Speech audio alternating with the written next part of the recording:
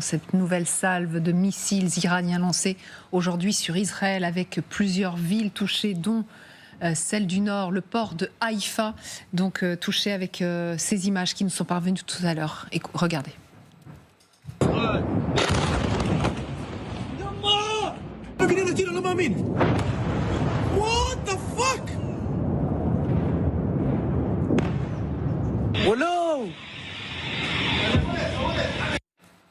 Voilà, Haïfa qui a été touché par ces missiles iraniens, Beersheva également, et Tel Aviv. C'est là où vous vous trouvez, Thomas Misraki, avec Thibaut Bruck. Vous avez tout à l'heure, on l'a vu grâce à votre reportage, entendu ces explosions dans la ville.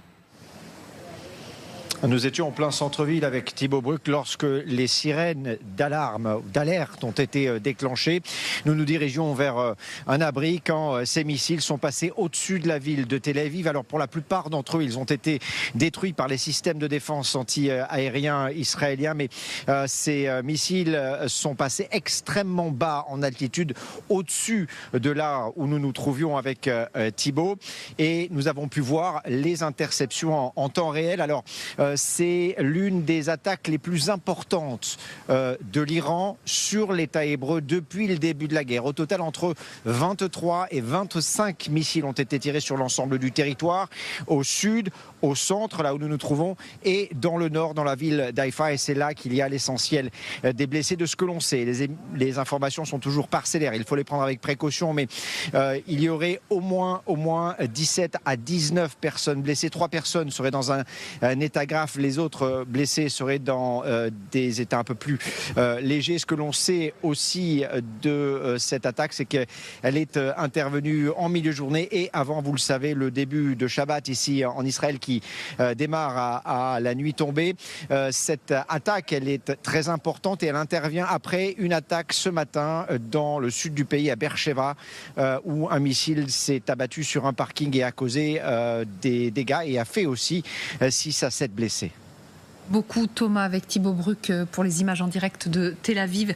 Et on en parle donc sur le plateau, toujours avec Magali Barthès, notre éditorialiste international. Bertrand Galichet nous a rejoint, bonjour. Bonjour. Grand reporter, spécialiste des relations internationales. Et le général Nicolas Richoux, bonjour. Bonjour Magali. Ancien commandant de la 7e brigade blindée, général. Alors si on fait le bilan, effectivement, apparemment entre 23 et 25 missiles ont été tirés sur Israël aujourd'hui. On compte 6 impacts, c'est ce que nous disait une autre de nos correspondantes donc, en Israël, avec toujours donc, ce dôme de fer qui ne peut pas tout intercepter. Voilà, mais militairement, c'est assez intéressant. Ça veut dire qu'il y a peu de missiles qui sont tirés, mais ces missiles sont efficaces.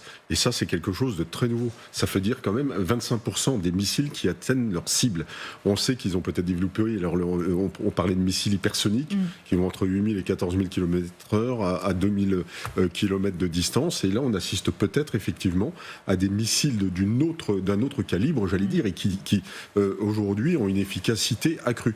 Alors, ils en ont vraisemblablement pas beaucoup, mais c'est des missiles qui font beaucoup de dégâts. La deuxième chose, c'est que ça prouve que l'Iran montre encore les dents, et quand on nous explique que ça y est, le stock est entamé, c'est fini, tout va bien, c'est la preuve qu'ils ont des capacités résiduelles qui sont importantes, en tout cas un pouvoir de nuisance qui reste important. Le direct. Juste pour vous montrer une image des dégâts à Haïfa, une nouvelle image qui nous parvient. Voilà. Pardon, on coupe votre propos, général, oui. Mais c'était juste pour illustrer les dégâts. Tout à l'heure, Nicolas Rouget, qui est notre correspondant à Haïfa, nous disait que les dégâts étaient extrêmement importants dans cette grande ville portuaire. Voilà. Ouais. Donc ça pose la question de l'efficacité du dôme de fer qu'on a cru lorsqu'ils avaient bombardé Tel Aviv au mois d'avril, qu'il était extrêmement efficace. Et puis, effectivement, est-ce que la capacité de nuisance iranienne a mal été anticipée par les Israéliens? Ça, c'est une véritable autre question. Mais il y a deux choses que vous dites.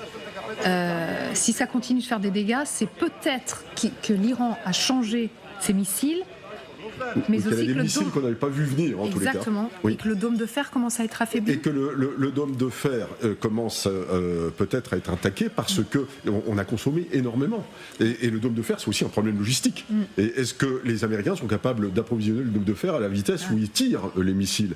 Il y a ça. Mais il faut savoir que la réaction des Iraniens a-t-elle aussi bien été anticipée par les Israéliens quand ils ont préparé cette opération? Ils sont quand même eux les agresseurs. Ils savaient parce que qu'il y aurait une riposte. Parce que dans tout ordre d'opération, on étudie les avantages, on étudie les inconvénients, on étudie les risques. C'est le centre même de l'étude de l'opération. Et dans les risques, il ne peut pas ne pas y avoir les risques de dégâts sur la population. Et donc là, visiblement, je pense qu'on entre dans une phase où ce niveau de dégâts n'a pas forcément été très bien anticipé par Israël. Peut-être pas. Même s'il y a une semaine quand même au début de l'opération, parce que ça fait une semaine maintenant, jour pour jour, le message des autorités israéliennes, c'était pour prévenir justement la population que ça allait être difficile et que des jours durs étaient devant Israël. Parce qu'on avait bien conscience que, en effet, les missiles de l'Iran, c'était pas les roquettes du Hezbollah, et que ça allait être certainement plus difficile, et il y avait vraiment, il y a toujours un appel à la population israélienne à serrer les rangs justement, parce qu'il y a ce sentiment que cette guerre, c'est la guerre qu'Israël attendait. C'est d'en finir avec le programme nucléaire iranien. Ça fait 30 ans que Netanyahou en parle. Donc là, il y a vraiment cette idée quand même, et c'est ce qu'on entend dans la bouche de nos correspondants et des Israéliens, qu'il faut tenir coûte que coûte, mais c'est vrai que ça va être une guerre des frappes qui sont en train de s'installer dans la durée. Il y a la semaine dernière, on nous parlait de 2 semaines du côté de l'armée israélienne. Oui, que cette opération ça va être davantage ou pas? C'est vrai que ce que l'on voit, c'est que l'Iran, en envoyant 30 missiles par jour, a quand même les moyens de tenir dans la durée. Donc effectivement, si cette opération dure, comme le disait Tzahal au tout début, 2 semaines, ça veut dire que les capacités de nuisance de l'Iran peuvent être encore, enfin, en tout cas on le voit, elles ne sont pas intactes, mais elles sont encore là. Oui, et ça peut être un élément nouveau dans l'équation très complexe de cette situation et de cette guerre, parce que si effectivement les frappes iraniennes se poursuivent avec ce niveau de violence et de force, et qu'il y a des morts et des blessés en nombre sur le territoire israélien, notamment dans les grandes villes, notamment dans des zones résidentielles, là ça va d'une part impacter beaucoup, je dirais, le jeu politique à l'intérieur de l'État hébreu, mais aussi, je pense, à ces images reçues par les Américains et par l'administration Trump. Et là, face, je dirais, au choix qui se pose à Donald Trump et à son équipe, et aux 15 jours qu'il s'est donné finalement pour réfléchir, ça va forcément influencer sa décision d'une manière ou d'une autre. Parce qu'en réalité, si on regarde bien la situation aujourd'hui, on voit que Donald Trump n'est pas face à un dilemme, mais à un double dilemme. C'est-à-dire, est-ce que, à l'issue de ces 2 semaines de réflexion, je vais taper les Iraniens? Ça, c'est la première chose. Mais s'il fait ce choix-là, et peut-il ne pas le faire si ces frappes continuent? S'il fait ce choix-là, est-ce qu'il va aller frapper simplement les sites nucléaires pour réduire à néant les capacités nucléaires de l'Iran, ou est-ce qu'il va aller, comme le souhaite Netanyahou, vers un changement de régime? Et ça, c'est autre chose, parce que ça implique une opération militaire d'une très grande ampleur, avec un résultat qui n'est pas certain. On a vu les images des manifestations à Téhéran et dans d'autres grandes villes. Ce sont des manifestations qui, évidemment, organisées par le régime, téléguidées, c'est très clair, mais qui disent quand même quelque chose d'une mobilisation d'une partie de la population iranienne. Donc, je crois que là, cette équation, elle se complique encore à la lumière de ces bombardements qui viennent d'avoir lieu. Est-ce que ça peut influencer Donald Trump dans sa décision ou pas? Là, alors c'est très difficile à dire au vu des images qui nous parviennent, on en a encore très peu. Quelles sont les cibles iraniennes là? Quelle est la volonté du régime d'après vous? Là, c'est très très difficile à dire, parce qu'on voit qu'ils ont tiré sur un hôpital, on voit que là, ça apparaît des bâtiments qui ne paraissent pas des bâtiments administratifs. Il n'est pas certain non plus que les missiles iraniens ont une précision métrique. Ils tirent sur Haïfa, ils tirent sur Tel Aviv. Il n'est pas du tout certain que ce qui les intéresse, c'est le pouvoir de nuisance. C'est l'efficacité les plus politiques d'ailleurs que militaire. Donc on tape un immeuble, on ne met pas à genoux la nation israélienne en tapant un immeuble. Donc ça semer la terreur. On montre que dans un espace médiatique où Israël domine tout, on dit domine l'espace aérien iranien, tape où ils veulent, ont des commandos partout, sont au courant de tout. Ils montrent que eux aussi, et ça c'est important pour eux, ils montrent que eux aussi gardent un pouvoir de nuisance absolument intact. et qu'il déjoue les pronostics d'une nation au moins d'un régime, pas d'une nation, d'un régime qui est à genoux. Ouais. Ce qui est intéressant aussi, effectivement, pour, je dirais, aller dans le sens de ce qui vient d'être dit, c'est que ça montre aussi la vulnérabilité de l'État hébreu.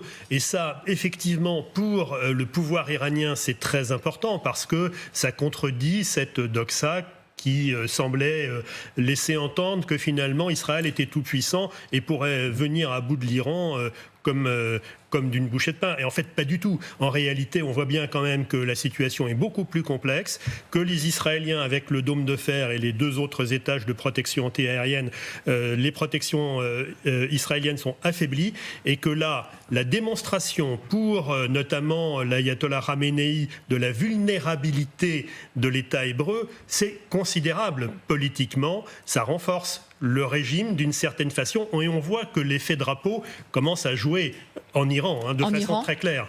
Ça, c'est net pour vous ? Ah oui, ça se remarque, et les Iraniens avec lesquels j'ai pu parler ces derniers temps le disent, même ceux qui sont loin d'être du côté des mollahs. Ouais. Mais ces images qui sont évidemment aussi diffusées sur les télévisions américaines, elles peuvent, c'est vrai, forcer la décision de Donald Trump, parce que la défense d'Israël, c'est vraiment le cœur de la politique internationale des États-Unis.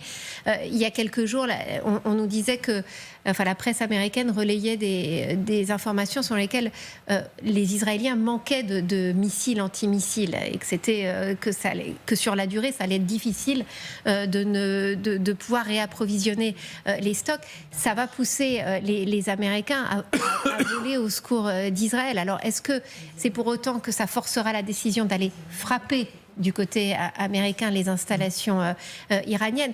Mais en tous les cas, ces images, elles vont avoir un impact. On sait combien, notamment, l'électorat évangélique est important pour Donald Trump et veut, et on l'a entendu tout à l'heure dans la bouche de Ted Cruz, à quel point il cherchait à faire pression justement sur Donald Trump pour que justement il s'investisse davantage dans la défense d'Israël. Il y a ce clivage au sein de l'électorat de Donald Trump entre les évangéliques, les isolationnistes, et c'est vraiment entre ces deux que Donald Trump est en train d'hésiter, et ces images peuvent quand même avoir une influence parce qu'il n'est pas possible pour Donald Trump d'abandonner aussi la défense d'Israël, et il va peut-être être poussé à intervenir peut-être plus vite aussi que ce qu'il avait prévu. C'est aussi pour Téhéran un pari extrêmement dangereux de continuer à frapper au moment les hôpitaux, comme on l'a vu hier.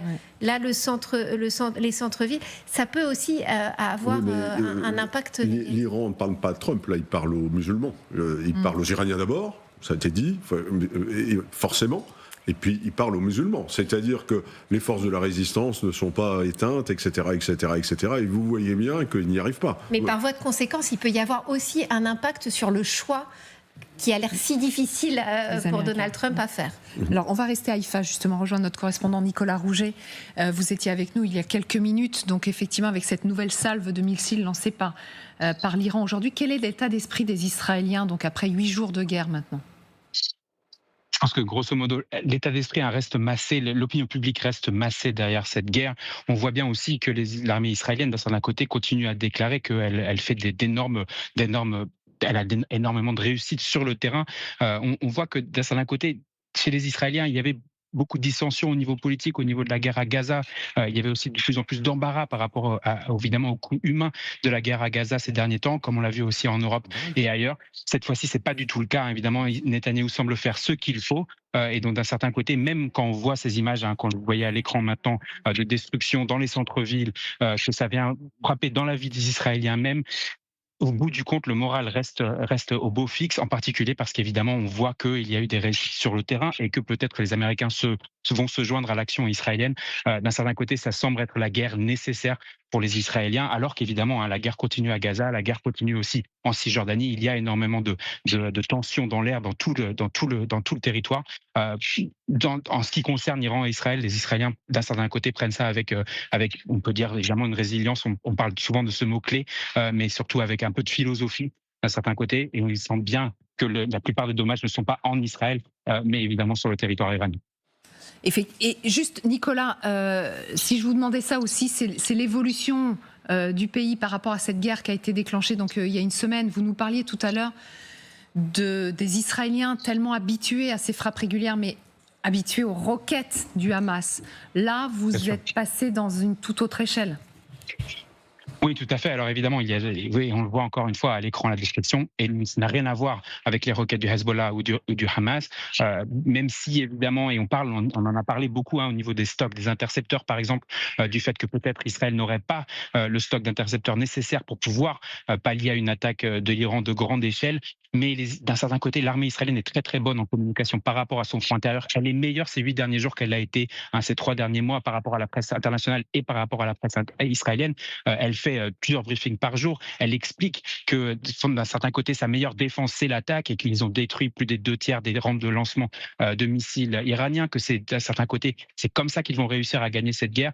Donc encore une fois, même si évidemment c'est très impressionnant, en termes de destruction sur le terrain et en termes de ce qu'on entend, ce qu'on ressent aussi, il y a énormément de grandes conflagrations dans des villes comme Haïfa, c'est presque tous les jours. Évidemment, on voit qu'il y a quand même, on suit la discipline du front intérieur. Il y a beaucoup d'un certain côté d'autocongratulation de la part des Israéliens de voir qu'ils sont capables de suivre ça avec discipline et de payer le prix que ça coûte pour pouvoir arriver peut-être à une résolution d'un conflit qui semble miner le Moyen-Orient depuis des dizaines d'années maintenant.